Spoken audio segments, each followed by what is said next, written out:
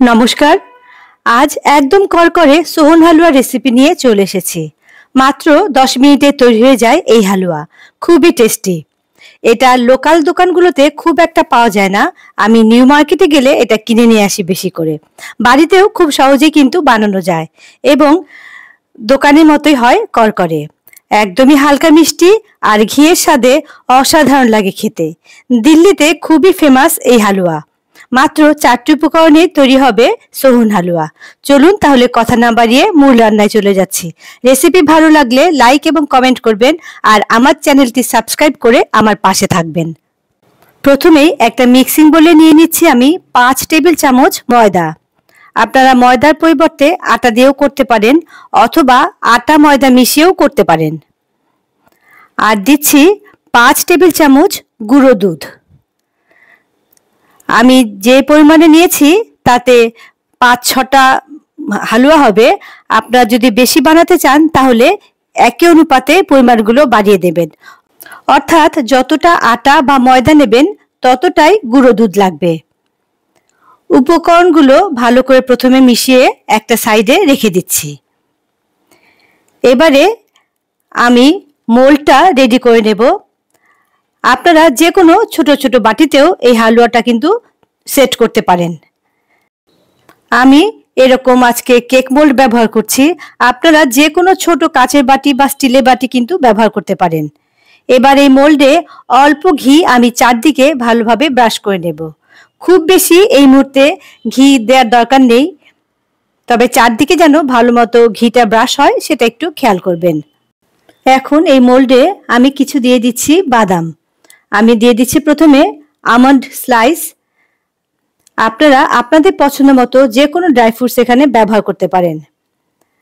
তারপর দিয়ে দিলাম কাজু বাদাম। যদি কিছুই হাতের কাছে না থাকে তাহলে শুধু কাজু বাদাম দিয়েও কিন্তু এটা করতে পারেন।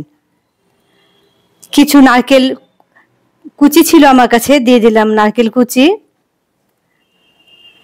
আর সবশেষে দিচ্ছি কিছু পোস্ত। এতে দেখতে খুবই ভালো লাগবে। যদি না থাকে তাহলে দেবেন না, থাকলে এভাবে একটু পোস্ত ছড়িয়ে দেবেন, কারণ হওয়ার পর দেখতে এটা খুবই সুন্দর লাগবে। হালুয়া তৈরি হয়ে গেলে এটা যেহেতু সেট করার সময় পাবো না, তাই আগে থেকে এটাকে গুছিয়ে একটা সাইডে রেখে দিলাম। এখন হালুয়া তৈরি করে নেব। এই জন্য গ্যাসে একটা কড়াই বসিয়ে তাতে দিয়ে দিচ্ছি 1/4 কাপ ঘি। অথেন্টিক সোহন হালুয়া কিন্তু ঘি দিয়ে তৈরি হয়, তাই এটা ঘিতেই বানাচ্ছি। তবে অনেকে ঘি তেল মিশিয়েও করতে পারেন। অ্যাকচুয়াল ফ্লেভার পেতে গেলে কিন্তু আপনাকে ঘিতেই পুরো রান্নাটা করতে হবে। ঘি গলে গেছে। এবার দিয়ে দিচ্ছি আমি এর মধ্যে 1 কাপের একটু কম চিনি। এটা একদম পারফেক্ট মেজারমেন্ট। আপনি যদি মিষ্টি বেশি খেতে চান তাহলে সেই ক্ষেত্রে মিষ্টি পরিমাণ বাড়াতে পারেন, তবে এই মেজারমেন্টে ব্যবহার করলে একদম পারফেক্ট টেস্ট আসবে। হালকা একটা সুন্দর হালুয়া পাবেন। এবারে এই চিনিটা ঘিতে ভেজে নেব মিডিয়াম ফ্লেমে। ততক্ষণ পর্যন্ত ভাজবো যতক্ষণ পর্যন্ত চিনি না পুরো ক্যারামেল হয়ে যাচ্ছে। ফ্লেমটা কিন্তু একটু খেয়াল করবেন, আর এই স্টেপটা ভীষণই ইম্পর্টেন্ট, তাই তাড়াহুড়ো করবেন না। মিডিয়াম টু হাই ফ্লেমে রেখে চিনিটাকে অনবরত নেড়ে যেতে হবে। দেখুন চিনির কালারটা কিন্তু আস্তে আস্তে চেঞ্জ হতে শুরু করেছে। আর এই সময় কিন্তু এটাকে নাড়াচাড়া করে যাবেন যাতে বেশি পুড়ে এই চিনির কালারটা নষ্ট না হয়ে যায়, তাহলে কিন্তু হালুয়া দেখতেও ভালো লাগবে না, খেতেও ভালো লাগবে না। দেখুন চিনি এখন সম্পূর্ণ গলে গেছে, আর যত চিনি গলে যাচ্ছে ততই কিন্তু এটা গাঢ় হয়ে যাচ্ছে। সম্পূর্ণ চিনি এখন গলে গেছে। এবারে ফ্লেমটা অফ করে দিচ্ছি, আর ময়দা মিল্ক পাউডারে যে মিক্সচারটা রেডি করে রেখেছি সেটা ঢেলে দিলাম। খুব তাড়াতাড়ি এটাকে মিশিয়ে ফেলতে হবে চিনির সাথে, আর এই মিক্সিংটা খুব দ্রুত করতে হবে, তা না হলে সোহন হালুয়া বেশি শক্ত হয়ে যাবে। একদমই সময় লাগে না, কিন্তু খুব তাড়াতাড়ি মিশেও যায়। হয়তো অনেকে ভাবতে পারেন যেহেতু গ্যাস অফ আছে তাই ময়দাতে হয়তো কাঁচা গন্ধ থাকতে পারে। একদমই তা নয়। যেহেতু চিনি আর ঘিটা অসম্ভব রকমের গরম আছে, সেই গরমের হিটে এই ময়দাটাও তৈরি হয়ে যাবে। আস্তে আস্তে দেখুন মিশ্রণটা থেকে ঘি ছেড়ে দেবে আর মন্ডটাও কড়াই ছেড়ে উঠে আসবে। ব্যাস, এই স্টেজটা আসা পর্যন্তই হালুয়াটাকে কড়াইতে রেখে নাড়াচাড়া করতে হবে।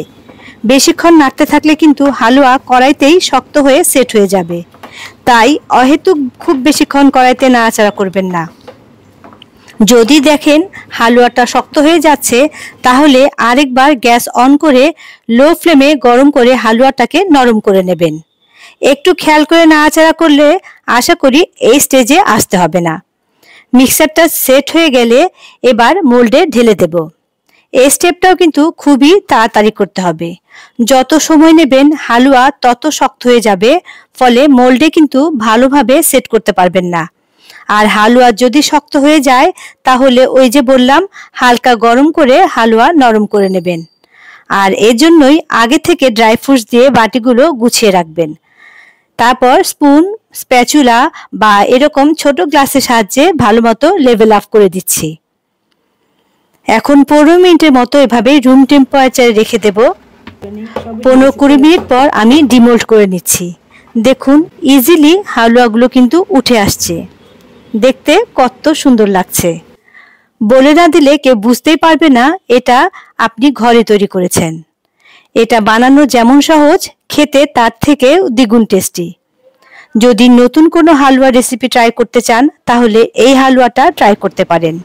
এটা কিন্তু অন্যান্য হালুয়ার মতো নরম হয় না, বরং অনেকটা ক্যান্ডির মতো লাগে খেতে। রেসিপি ভালো লাগলে আপনারা বাড়িতে অবশ্যই এভাবে একবার ট্রাই করবেন।